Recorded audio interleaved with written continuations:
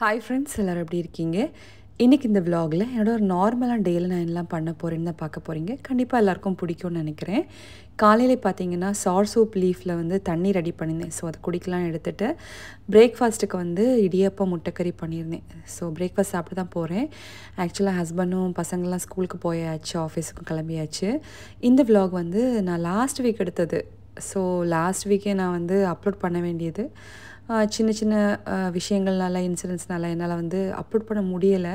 எப்போவுமே இப்படி தான். நான் வந்து இந்த வீக் வந்து நல்லபடியாக விலாக்ஸ்லாம் அப்லோட் பண்ண நினச்சி வச்சுருப்பேன். எப்போ அப்படி நினைக்கிறேனோ கண்டிப்பாக என்னால் அப்லோட் பண்ண முடியாமல் போயிடும். சரி, லாஸ்ட் வீக் தான் அப்லோட் பண்ண முடியலை, இந்த வீக் அப்லோட் பண்ணலான்னு எடிட் பண்ணி அப்லோட் பண்ணியாச்சு. எனக்கு இந்த இடியப்பம் முட்டைக்கறி காம்பினேஷன் ரொம்ப பிடிக்கும். ஸோ இன்றைக்கி பிரேக்ஃபாஸ்ட் நல்லா என்ஜாய் பண்ணி சாப்பிட்டேன். இந்த முட்டைக்கறியோட ரெசிபி என் சேனலில் இருக்குது, வேணா போய் பார்த்துக்கோங்க.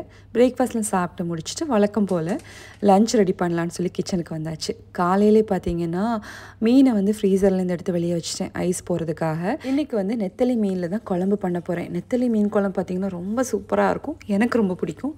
குழம்பு மட்டும் இல்லை, இதை வந்து ஃப்ரை பண்ணாலும் இன்னும் சூப்பராக இருக்கும். என்னோடய கவுண்டர் டாப்பில் வந்து ஒரு பிளாக் கலர் ஸ்டாண்ட் வச்சுருக்கேன்ல, இதை பற்றி நிறைய பேர் கேட்டிருந்தீங்க. இது பார்த்திங்கன்னா அமேசானில் தான் வாங்கியிருந்தேன்.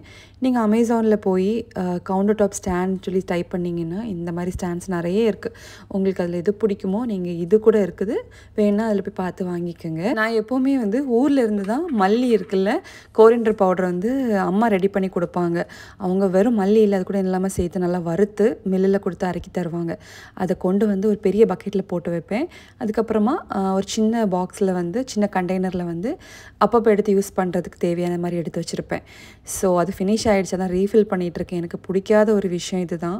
இந்த ஃபினிஷ் ஆன குட்டி குட்டி கண்டெய்னரில் வந்து மறுபடியும் ரீஃபில் பண்ணுறோம்ல, இதுதான் பிடிக்காத விஷயம். ஏன்னு தெரியல, ஆனால் வேறு ஆப்ஷனே இல்லை, நம்ம தான் செஞ்சு ஆகணும்.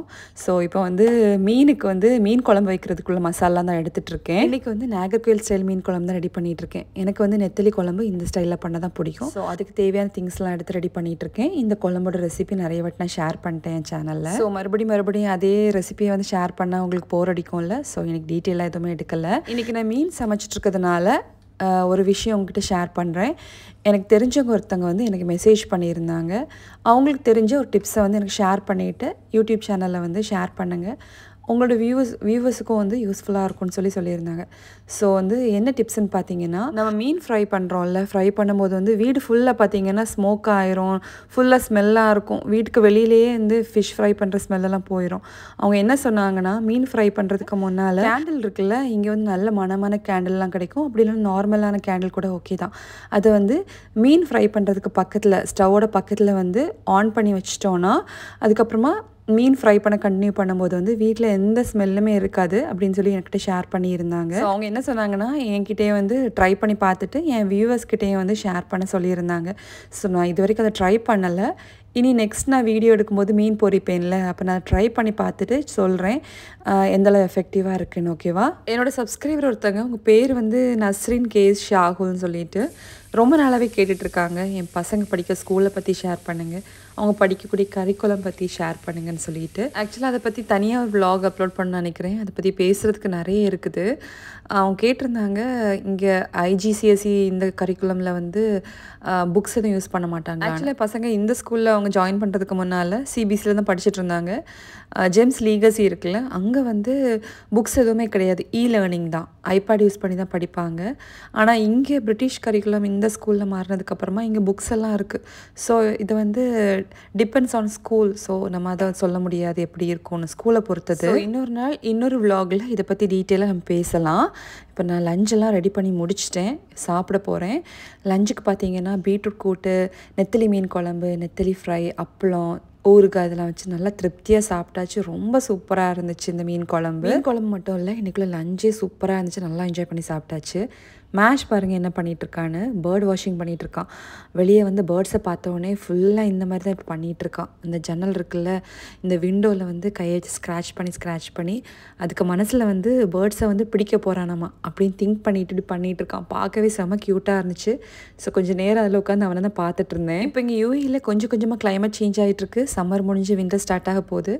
துபாயில் நிறைய இடத்துல வந்து 2 நாளைக்கு முன்னால் நல்லா மழையெல்லாம் வெஞ்சிருக்குது. ஆக்சுவலாக இங்கே நான் இருக்கிற ஏரியாவில் வந்து மழை எதுவும் எதுவுமே இல்லை. ரொம்ப எதிர்பார்த்தோம், ஆனால் வெயில். அதுக்காக ஒன்றுமே பண்ண முடியாது. மழை பெய்யும் போது என்ஜாய் பண்ணிக்கலாம். இப்போ ஈவினிங் வந்து வெளியே தான் கிளம்புறோம். எங்கே கிளம்புறோன்னு சொல்கிறேன், பெருசாக ஒன்றும் இல்லை.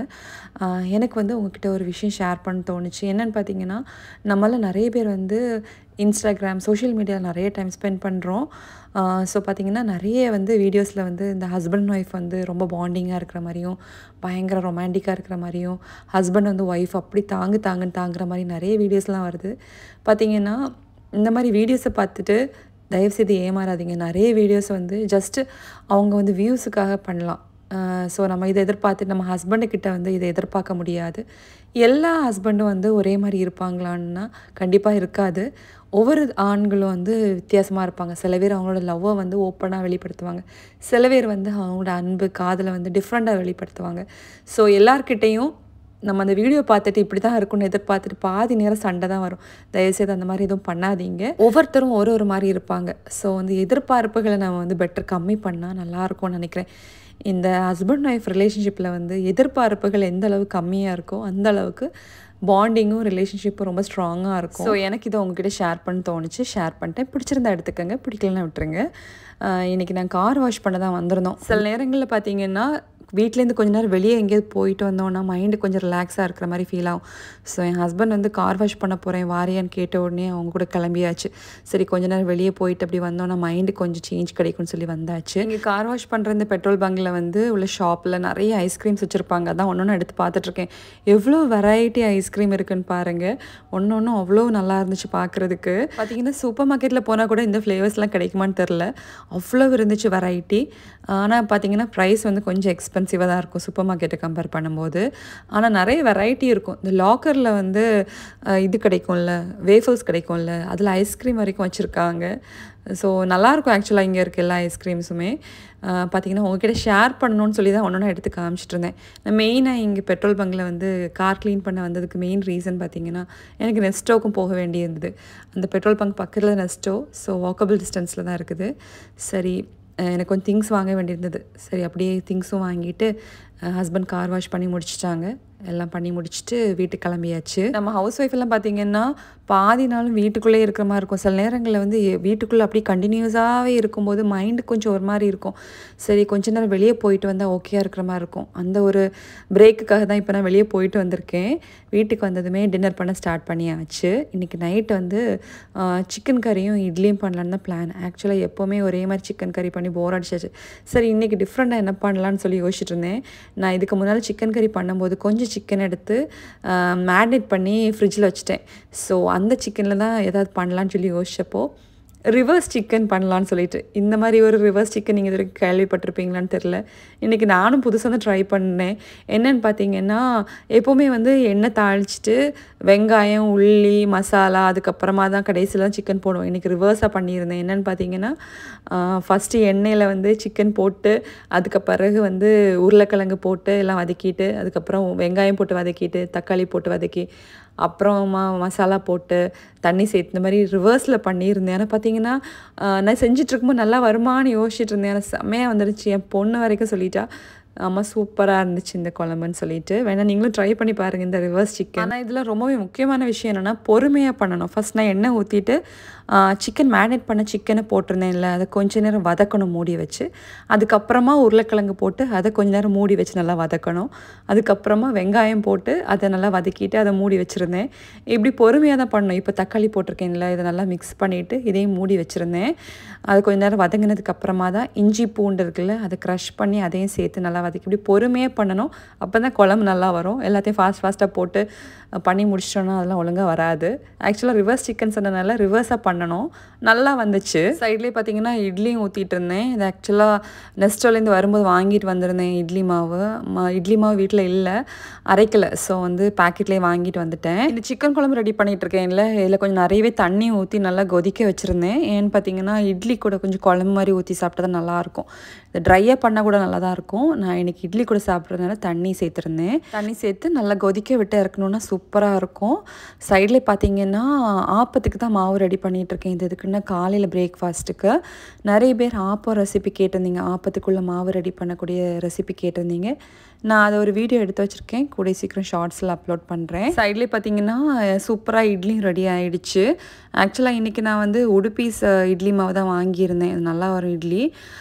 உடுப்பீஸ் இல்லைன்னா ஆரியா மாவு இருக்குல்ல, அதான் வாங்குவேன். ரெண்டுமே நல்லாயிருக்கும் பேக்கெட் மாவு வாங்கும்போது. சிக்கன் குழம்பு சூப்பராக ரெடி ஆகிடுச்சு. ஆக்சுவலாக வந்து மேரினேட் பண்ணி வச்ச சிக்கனில் வந்து நான் குழம்பு பண்ணதுனால மசாலா கொஞ்சம் கம்மியாக தான் போட்டிருந்தேன். சைட்லேயே பார்த்தீங்கன்னா ஆப்பத்துக்கு மாவு ரெடி ஆகிடுச்சு. ஒரு நாள் ஃபுல் டே பாருங்கள் நம்ம எவ்வளோ வேலை பண்ணுறோன்னு சொல்லிட்டு.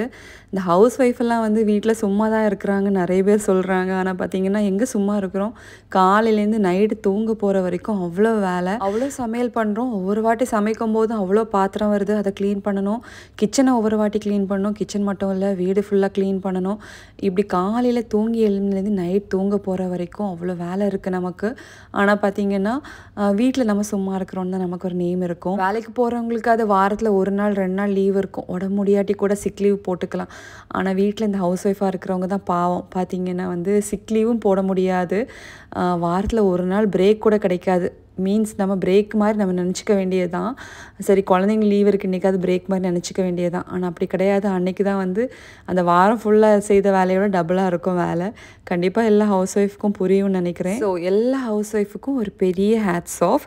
ஓகே ஃப்ரெண்ட்ஸ், இதோட இந்த விலாக் முடிய போகுது. கண்டிப்பாக எல்லோரும் பார்த்தா என்ஜாய் பண்ணியிருப்பீங்கன்னு நம்புகிறேன். வீடியோ பிடிச்சிருந்தா லைக் பண்ணுங்கள், உங்கள் ஒப்பீனியன் கமெண்ட் மூலம் தெரிவிங்க. கண்டிப்பாக ரிப்ளை பண்ணுறேன். என்னோடய சேனலை நீங்கள் சப்ஸ்கிரைப் பண்ண பார்த்துட்டு இருக்கீங்கன்னா ப்ளீஸ் சப்ஸ்கிரைப் பண்ணுங்கள். உங்கள் சப்போர்ட் எனக்கு ரொம்ப ரொம்ப முக்கியம். இதே மாதிரி இன்னொரு அழகான விலாகில் உங்கள் எல்லாரும் மீட் பண்ணுறேன். அது வரைக்கும் ஹாப்பியாக இருங்க, சேஃபாக இருங்க. Thank you so much. Have a nice day. Bye.